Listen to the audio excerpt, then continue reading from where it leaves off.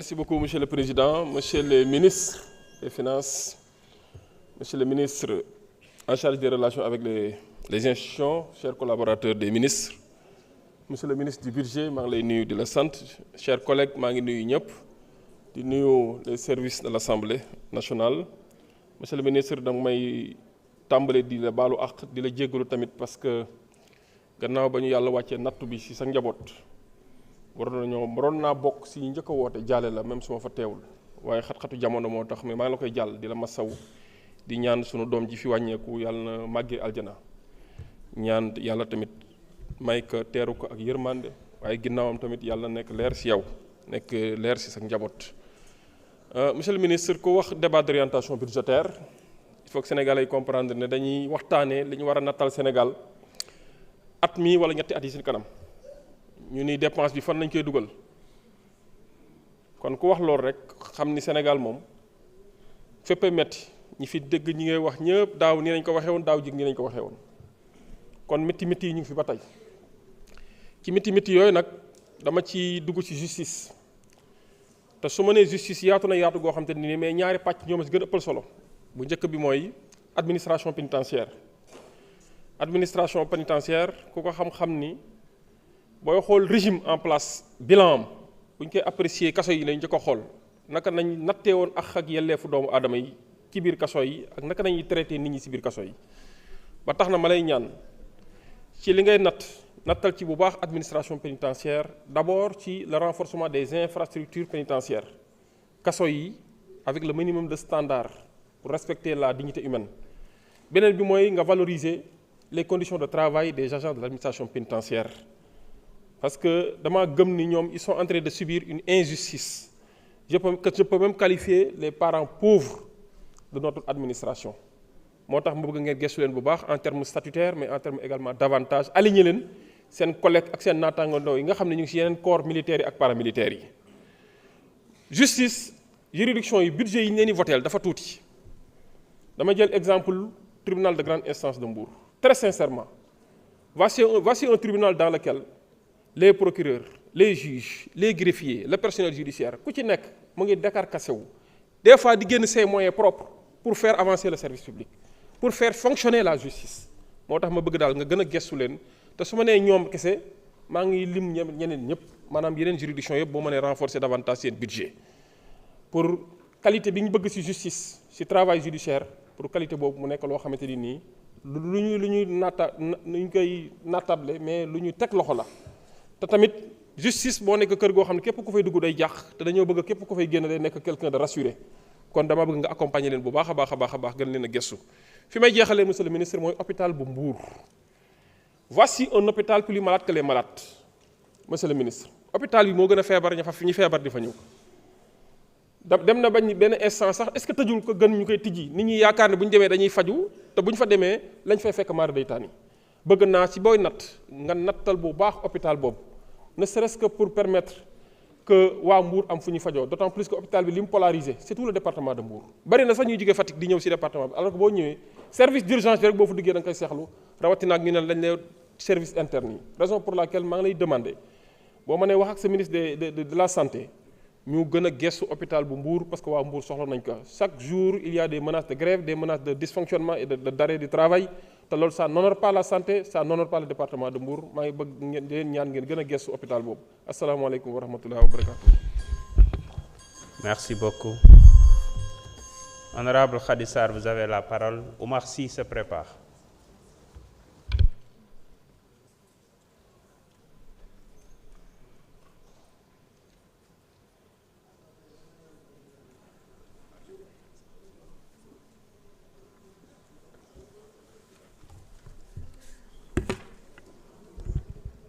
Merci beaucoup monsieur le président maa ngi leen nuyu bu baax di la ziar di nuyu sama honorable collègue député yi di nuyu également messieurs les ministres ak leurs collaborateurs sans oublier le personnel administratif de l'Assemblée nationale. Monsieur le ministre bala may dugg ci DPBEP damay ñëw tuuti ci rapport introductif bi nga xamante ni suñu collègue liir na ko fii muy pas yu am solo yu nga xamante ni def nañ ko damay wax ne ci rapport n'est pas un simple compte rendu, c'est un document fondateur. un outil de pilotage qui permet d'évaluer la situation actuelle, de déceler les problèmes et de formuler des recommandations. Il met en lumière 3 points essentiels, des messages clés, avec un renforcement du contrôle parlementaire et une évaluation des politiques publiques basée sur des solutions inédites de tous les ministères, mais également des taux d'exécution budgétaire qui laissent à désirer, sans compter les secteurs prioritaires clairement identifiés, que sont la santé et l'éducation. Mais également, on a pu déceler qu'il y a eu des dépenses d'investissement qui sont encore à la traîne. Parmi ces points clés, on peut rapidement ramasser donc les forces et les faiblesses, sans oublier les perspectives en vue. Monsieur le ministre, ci li nga xamante ni moom mooy la trajectoire budgétaire bi feeñ gis nañu ne 2025 ak tamit 2026 wala premier trimestre 2026 on a pu constater des efforts sur la bonne gestion des dépenses publiques avec bien entendu donc un déficit budgétaire en baisse et un apurement de la dette surtout ci li nga xamante ni mooy BTP. loolu bu ma ko waxee dafa am lu tax parce que durant cette période ñëw nga fi ñëwaat fi ànd ak le premier ministre avec votre équipe ma ko si félicité bu baax a baax. Le premier ministre avec vous, vous avez consenti des efforts substantiels pour que ñu yegsi si li nga xamante ni moom mooy résultat yooyu. Donc bu ma ñëwee si li nga xamante ni moom mooy document de programmation budgétaire économique pluriannuel du budget 2027, donc on voit que c'est basé sur la transformation et que vous avez identifié des axes prioritaires, des secteurs prioritaires, mon nécessité, santé et éducation. Seulement, je suis désolée de constater que certaines recettes tirées de l'exploitation des hydrocarbures sont allouées à d'autres secteurs autres que la santé. Alors que, en mon sens, la santé doit être un secteur d'investissement prioritaire, en ce sens que, en ce qui concerne l'exploitation des hydrocarbures, on sait qu'elle constitue un impact fort, en tout cas un impact négatif sur la santé des populations. Donc j'aurais souhaité, Monsieur le ministre, que les recettes qui sont tirées de l'exploitation des hydrocarbures soient effectivement allouées à la santé, notamment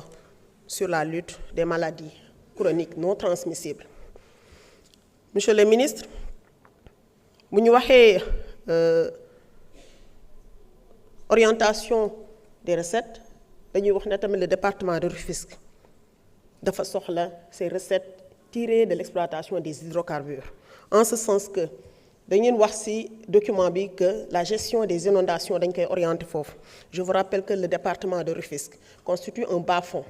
wala benn plaine la mais par endroit dañu fay gis ne dafa am ay bas-fonds et que ces zones-là sont très souvent inondées. En plus de l'érosion côtière qui est en train de ravager nos villes.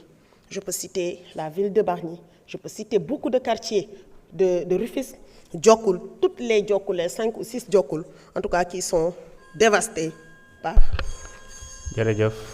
Merci. ñu ngi jox kàddu gi Oumar Sy di wax Abdourahmane Diouf mu waajal.